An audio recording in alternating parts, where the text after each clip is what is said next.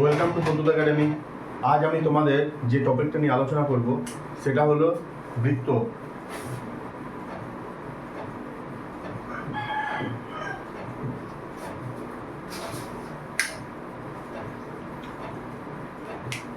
দেখো, বৃত্তের যাবতীয় সূত্র করার আগে বৃত্ত সম্বন্ধে আমরা প্রথমে একটু জানব।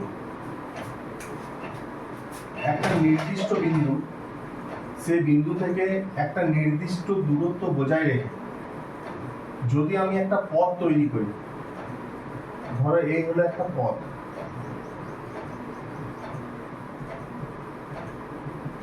এই পথটার নেচারটা কিরকম? এই যে নির্দিষ্ট বিন্দুটা আছে, এইখান থেকে দূরত্বটা প্রতি ক্ষেত্রে একই হবে, ফলে যে পথটা তৈরি হলো এই পথটাকে বলা হচ্ছে বৃত্তাকার পথ বা বৃত্ত। দেখো, এই পথটাকে যদি আমি ডট ডট গুলোকে যদি আমি পেন দিয়ে জুড়ে দিই, তাহলে তৈরি হচ্ছে আমাদের বৃত্ত। আর এই যে নির্দিষ্ট বিন্দুটা, এই নির্দিষ্ট বিন্দুটাকে বলা হচ্ছে আমাদের বৃত্তের কেন্দ্রবিন্দু। ঠিক আছে? তো দেখো, ছবিটাকে যদি আমি অন্যভাবে ড্র করি,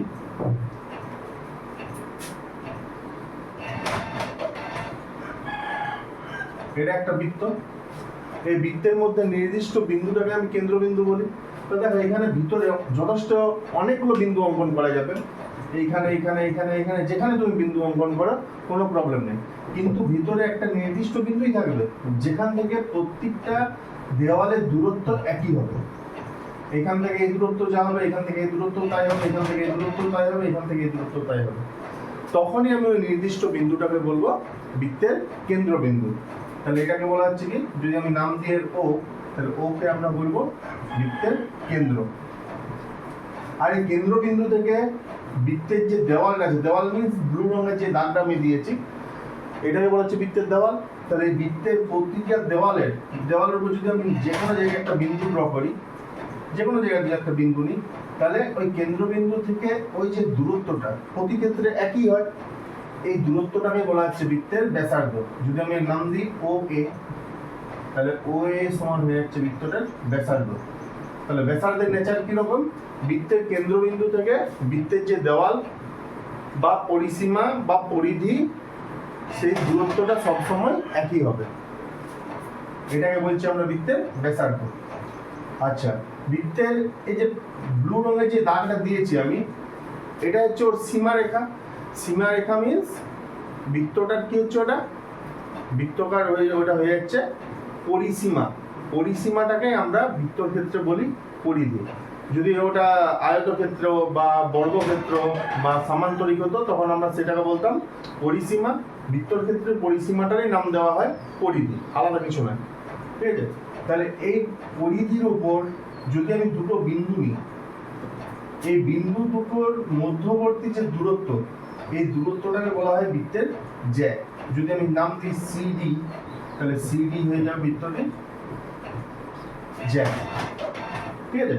তাহলে এই জ্যাটা যত তুমি উপর দিকে যাবে, দেখো দৈর্ঘ্যটা বেড়ে বেড়ে যাবে। তারপর একটা নির্দিষ্ট জায়গায় যাওয়ার পরে দৈর্ঘ্যটা সর্বাধিক হবে, তারপর আবার সেই দৈর্ঘ্যটা কমে কমে কমে কমে যেতে থাকবে। ঠিক আছে? তাহলে যেই জায়গাটায় জ্যার দৈর্ঘ্যটা সর্বাধিক হচ্ছে, সেটা কিরকম হবে? সেই দৈর্ঘ্যটা সবসময় কেন্দ্রবিন্দুটাকে টাচ করে বেরোবে, এটাকে বলা হয় বৃত্তের ব্যাস। তাহলে ধরো এই যে এইখান থেকে এই যে দূরত্বটা কেন্দ্রবিন্দুটাকে যেহেতু টাচ করে বেরিয়ে গেছে, এই জ্যাটার দৈর্ঘ্য হবে সর্বাধিক দৈর্ঘ্য।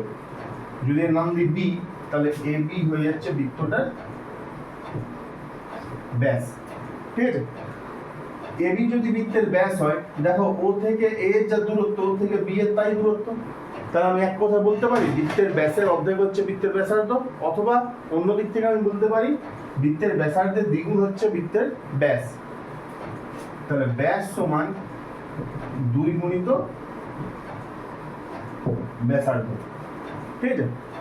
আর এই বৃত্তের এটা হচ্ছে পরিধি, ব্লু রঙে যেটা দাগ দেওয়া আছে, আর ভিতরে যতটা অঞ্চল আছে সেটাকে বলা হচ্ছে বৃত্তের ক্ষেত্রফল।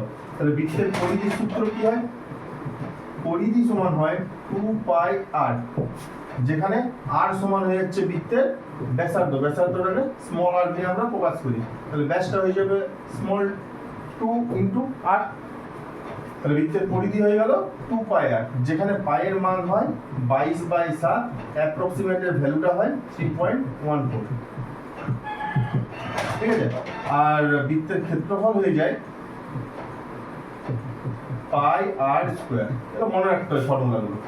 ঠিক আছে, যখন পরিধি এবং ক্ষেত্রফল চ্যাপ্টারগুলো করাবো তখন এগুলো সম্বন্ধে ডিটেলস আমি আলোচনা করবো। ধন্যবাদ।